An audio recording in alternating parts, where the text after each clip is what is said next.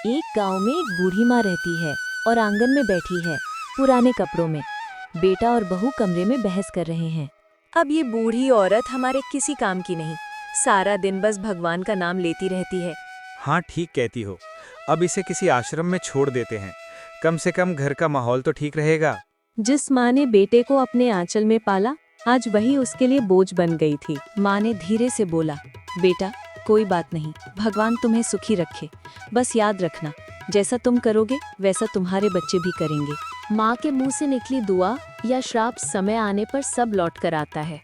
माँ ने अपने बेटे का इंतजार में झील किनारे बैठे राह देखती रहती, पर उस माँ का बेटा नहीं आया। और कुछ साल बाद रामदीन और उसकी पत्नी बूढ़ा बुढ़ी हो चुके हैं और उनके बेटा अब जवान है। रामदीन ने अपनी माँ को पत्नी के साथ मिलकर आश्रम भेज दिया था, वैसे ही उनके साथ हो रहा है। रामदीन उसी पुराने आश्रम में पहुंचता है जहां उसने अपनी माँ को छोड़ दी थी, पर माँ कहीं नहीं मिली। रामदीन की पत्नी ने बोला, पंडित जी माँ जी कहाँ है? पंडित जी ने बोला, बेचारी अपने बेटे का इंतजार करते करते झील किनारे बैठी रहती थीं।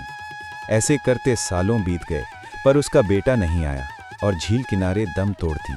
रामदीन और उसकी पत्नी भागते हुए झील किनारे पहुंचे और अपनी माँ की समाधि के पास बैठकर रोते हुए माफी मांगी। माँ, मैं तेरे ममता को नहीं समझ पाया। माँ लौट आ। माँ, तेरा बेटा अकेला हो गया है। माँ घर की दीवार नहीं, उस घर की नींव होती है। नींव हटे तो घर नहीं, बस दीवारें रह जाती हैं।